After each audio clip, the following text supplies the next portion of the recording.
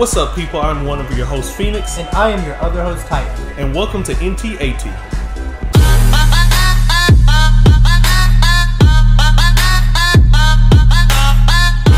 Alright, so today we're going to go over some of the best early game guns that will carry you to New Game Plus. These are all weapons that you can get before the end of the campaign. Alright, so I'm going to start off with Sir Livingstons Pistol.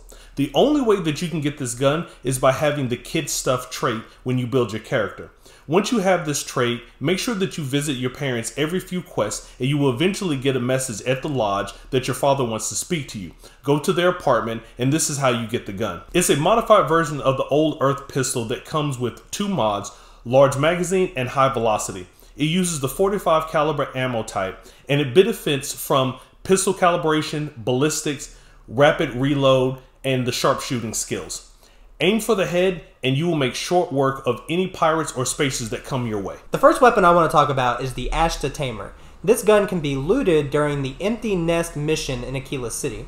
It uses the 40mm XPL ammo. If you want something that gives you an edge in any firefight, this is your weapon.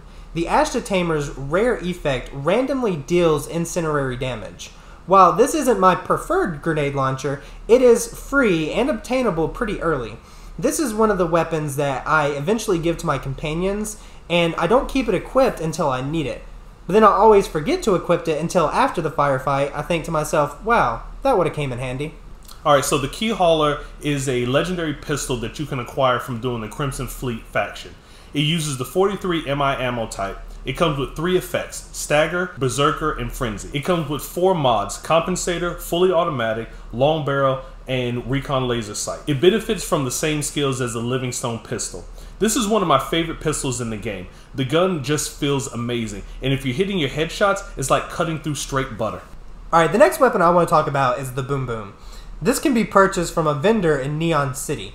It uses caseless shotgun shells. This is one of those weapons that just sit in my hotbar waiting for its turn to be used.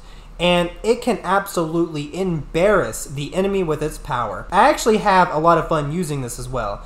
The rare effect for this weapon is it randomly deals explosive damage, and it is amazing. The only drawback is the recoil is utterly horrible if you want to do rapid fire. Mainly, I love being able to use this in emergency situations. I find myself out of ammo or having to reload every one of my other weapons, and it becomes my last resort. But by no means does it disappoint. Deadeye can be acquired by doing the Freestar Ranger faction.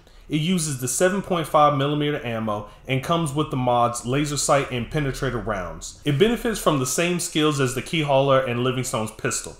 This gun is just beautiful. If for nothing else, this is the perfect weapon if you want to roleplay as a space cowboy or desperado. Don't let the beauty fool you. It comes with a big punch and has been one of my go-tos with my stealth character. One shot, one kill. The Revenant. This can be attained during the Crimson Fleet mission Eye of the Storm and can be found in the control center. It uses .50 MI array ammo. The Revenant has these legendary effects: Extended Mag, Lacerate, which randomly deals bleed damage, and Titanium Build, which makes it lighter. It also has these mods: High Velocity, Muzzle Brake, and Short Barrel. This hits my number 2 spot simply because it's sheer power and destruction.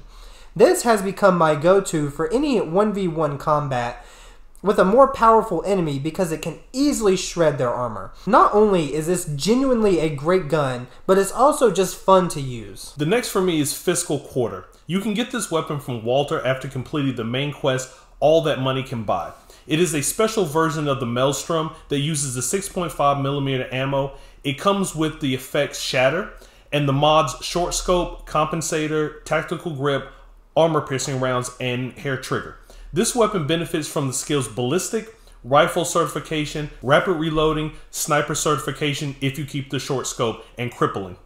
The Maelstrom is a decent weapon in its own right, so when you add the Shatter perk to the Fiscal, you end up with a rapid fire weapon that can eat through enemies' armor in seconds. This is a great weapon when you need to put pressure on a platoon of enemies and when facing tougher foes who you can't take out with one headshot.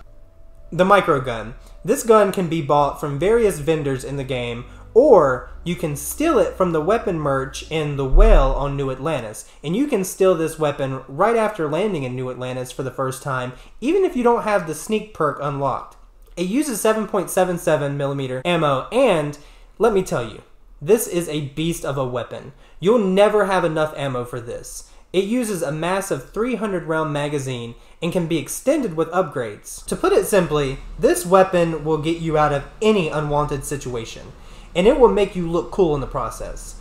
The disadvantage of this weapon is it has a dreadfully long reload speed, but later game, with any apparel that has a 15% reload speed buff, this becomes less annoying, but it's still annoying. This is one of the first weapons I try to give for any of my companions. Nothing is better than me and my companion walking into a fight and using these to wreak absolute havoc. Alright, so my next is the Justifier. Just like Deadeye, this weapon can be found during the Freestar Ranger faction. It uses the 50 caliber rounds and comes with the mods Compensator, Hair Trigger, Laser Sight, Long Barrel, and Tactical Magazine. Justifier benefits from the skills Ballistic, Rifle Certification, Sniper Certification, Rapid Reload, and Sharpshooting. Much like Deadeye, this is a sexy weapon that just looks great when you're carrying and firing it.